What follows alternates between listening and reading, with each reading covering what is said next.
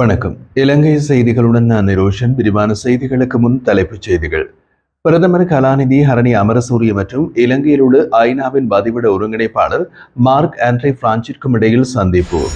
பயங்கரவாத தடை சட்டத்தின் கீழ் தடுப்பு காவலில் உள்ள பிள்ளையான் தாக்கல் செய்த அடிப்படை உரிமை மனுவை பரிசீலனைக்கு எடுத்துக்கொள்ள உயர்நீதிமன்றம் தீர்மானம். எங்களை சிறையில் அடைத்தால் மக்கள் எதிர்கொள்ளும் அடிப்படை பிரச்சனைகளை தீர்க்க முடியாது என பொதுஜன பெரமுனவின் நாடாளுமன்ற உறுப்பினர் நாமல் ராஜபக்ச தெரிவிப்பு.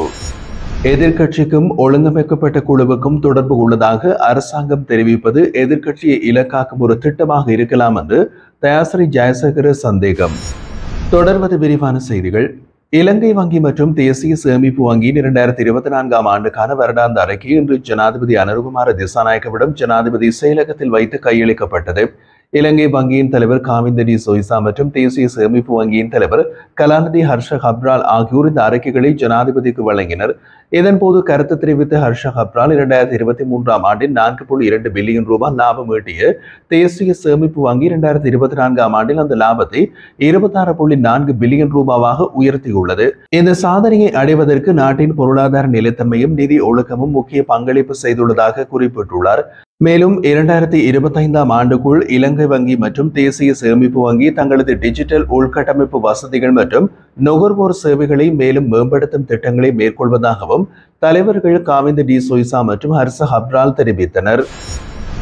இலங்கை அரசாங்கத்திற்கும் ஐக்கிய நாடுகள் சபைக்கும் இடையிலான கூட்டாண்மையை மேலும் பலப்படுத்தும் நோக்கில் பிரதமர் கலாநிதி ஹரணி அமரசூரிய இலங்கையில் உள்ள ஐநாவின் பதிவிட ஒருங்கிணைப்பாளர் மார்க் ஆண்ட்ரே பிரான்சை வியாழக்கிழமை பாராளுமன்றத்தில் சந்தித்துள்ளார்.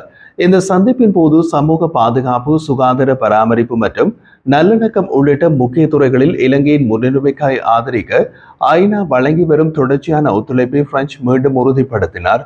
2025 ஜூன் மாதத்தில் நடைபெறவிருக்கும் ஐநா மனித உரிமைகள் உயர்ஸ்தானிகரின் உத்தியோகபூர்வ விஜயத்தை பற்றியும் அவர் பிரதமரிடம் தெரிவித்திருந்தார். பிரதமர் நாடாளுமன்றத்தின் அனைத்து சமூகங்களின் உண்மையான தேவைகள் மற்றும் விருப்பங்களை பிரதிபலிக்கும் ஒருங்கிணைந்த நல்லிணக்க செயல்பாடுகள் அவசியம் என்றும் வலியுறுத்தினார். மேலும் காசா பகுதியில் தீவிரமடைந்து வரும் மனிதாபிமான சூழ்நிலையை பற்றி ஆழ்ந்த கவலையை தெரிவித்த அவர் பாலஸ்தீன மக்களுக்காக சர்வதேசத்திடம் வலியுறுத்தும் ஒற்றுமை மற்றும் ஈடுபாடு அவசியம் என்றும் கூறியுள்ளார். இந்த சந்திப்பில் ஐநா அமைதி மற்றும் அபிவிருத்தி ஆலோசகர் நெத்மினி மெதவல, ஐநா கொழும்பு அலுவலக தலைவர் ஆண்ட்ரியாஸ் கர்பதி ஆகியோர் பங்கேற்றிருந்தார்கள். இலங்கை அரசாங்கத்தை சார்ந்து பிரதமரின் செயலாளர் பிரதீப் சபுதந்திரி, மேலதிக செயலாளர் மனித உரிமைகள் பிரிவின் பணிப்பாளர் நாயகம் தயானி வெண்டிஸ் ஆகியோரும் கலந்து கொண்டனர். சுவிட்சர்லாந்து ஜெனீவாவில் நடைபெற்று வரும் உலக சுகாதார அமைப்பின் 78வது பொதுக்கூட்டத்தில் கலந்து கொண்ட சுகாதார மற்றும் வெகுஜன ஊடக அமைச்சர் வைத்தியர் நலிந்த ஜெயதிச உலக சுகாதார அமைப்பின் பணிப்பாளர் நாயகம் டெட்ரோஸ் அதனோம் கேப்ரியஸை சந்தித்துள்ளார். இந்த சந்திப்பில் இலங்கையின் சுகாதாரத்துறையின் தற்போதைய நிலைமை, எதிர்கால திட்டங்கள் மற்றும் நன்கொடையாளர்களுடன் உள்ள ஒத்துழைப்பின் முக்கியத்துவம் தொடர்பாக விரிவான கலந்துரையாடல் இடம்பெற்றுள்ளது. குறிப்பாக 1000 புதிய ஆரம்ப சுகாதார நிலையங்களை நிறுவுதல், சர்வதேச நன்கொடையாளர்களுடன் ஒருங்கிணைந்த கூட்டாண்மை, WHO உடன் இணைந்து சுகாதார சேவைகள் மேம்பாடு, சுகாதார ஊழியர்களின் பிரச்சனைகளுக்கு தீர்வுகள், தற்போதைய WHO திட்டங்களின் முன்னேற்றமான மதிப்பீடு என பல விடயங்கள் குறித்து இருதரப்பும் கலந்துரையாடினர். மேலும் அமைச்சர் நலிந்த ஜெயதிச டெட்ரோஸ் கேப்ரியஸை 2025 அக்டோபரில் கொழும்பில் நடைபெறும் தெற்காசிய பிராந்திய சுகாதார மாநாட்டில் பங்கேற்குமாறு உத்தியோகபூர்வமாக அழைப்பு விடுத்தார். இந்த சந்திப்பில் ஜெனீவாவில் உள்ள ஐநா நிரந்தர பிரதிநிதி ஹிமாலி அருணத்திலக்கு, ஐநா செயலக அதிகாரி நிஷாந்தினி விக்டர் மற்றும் அதிகாரிகள் குழுவும் பங்கேற்றனர். இலங்கையில் புதிய நோய் தொற்று மாறுபாடு பரவுவதற்கான ஆபத்து இல்லை என்று சுகாதார மற்றும் வெகுஜன ஊடக அமைச்சகத்தின் செயலாளர் டாக்டர் அனில் ஜெயசிங்க தொற்று நோயியல் பிரிவின் தரவுகளை மேற்கோள் காட்டி குறிப்பிட்டுள்ளார். ஒரு அறிக்கையினை வெளியிட்ட சுகாதார அமைச்சகம் ஆசியாவின் சில பகுதிகளில் அதிகரித்து வரும் நோய் தொற்று வழக்குகள் குறித்து சமீபத்திய ஊடக அறிக்கைகளை ஒப்புக்கொண்டது. மக்கள் தொகை, நோய் எதிர்ப்பு சக்தி குறைதல் போன்ற காரணிகள் இதற்கு பங்களிக்க கூடும் என்றும் குறிப்பிட்டுள்ளது. இருப்பினும் பொது சுகாதாரத்தை பாதுகாக்க இலங்கை தேவையான தேசிய அளவிலான முன்னெச்சரிக்கை நடவடிக்கைகளை எடுத்துள்ளதாக டாக்டர் அனில் ஜெயசிங்க உறுதியளித்துள்ளார். தேர்ந்தெடுக்கப்பட்ட மருத்துவமனைகள் மூலம் தொடர்ந்து கண்காணிக்கப்படுவதால் நோயாளிகளின் எண்ணிக்கையில் அதிகரிப்பு கண்டறியப்படவில்லை என்று சுகாதார அமைச்சகம் தெரிவித்துள்ளது. ஆரம்ப அறிகுறிகளை அடையாளம் காண ஆய்வக அமைப்புகள் செயலில் உள்ளன. காய்ச்சல் போன்ற பிற சுவாச நோய்களைப் போலவே அவ்வப்போது இவை அதிகரிக்கக்கூடும் என்றாலும் பொதுமக்களுக்கு ஆபத்து குறைவாகவே உள்ளது. இருப்பினும் வயதானவர்கள், நோய் எதிர்ப்பு குறைபாடுகள் உள்ள நபர்கள் மற்றும் நாள்பட்ட நிலைமைகள் உள்ளவர்கள் உள்ளிட்ட பாதிக்கப்படக்கூடிய குழுக்களுக்கு சிறப்பு கவனம் செலுத்தவும் அறிவுறுத்தப்படுகிறது. டாக்டர் அனில் ஜெயசிங்க பொதுமக்களை அடிப்படை சுகாதார மற்றும் சுவாச நெறிமுறைகளை பராமரிக்கவும் சுகாதார அதிகாரிகளிடமிருந்து அதிகாரப்பூர்வ புதுப்பிப்புகளை மட்டுமே நம்பியிருக்கவும் வலியுறுத்தியுள்ளார். கிழக்கு பல்கலைக்கழகத்தின் முன்னாள் உபவேந்தர் கடத்தல் வழக்கில் பயங்கரவாத தடைச்சட்டத்தின் கீழ் தடுப்பு காவலில் உள்ள பிள்ளையான் என்று அறியப்படும் சிவநேசத்துறை சந்திரகாந்தன் தாக்கல் செய்திருந்த அடிப்படை உரிமைகள் தொடர்பான மனுவை பரிசீலனைக்கு எடுத்துக்கொள்ள உயர்நீதிமன்றம் தீர்மானித்துள்ளது.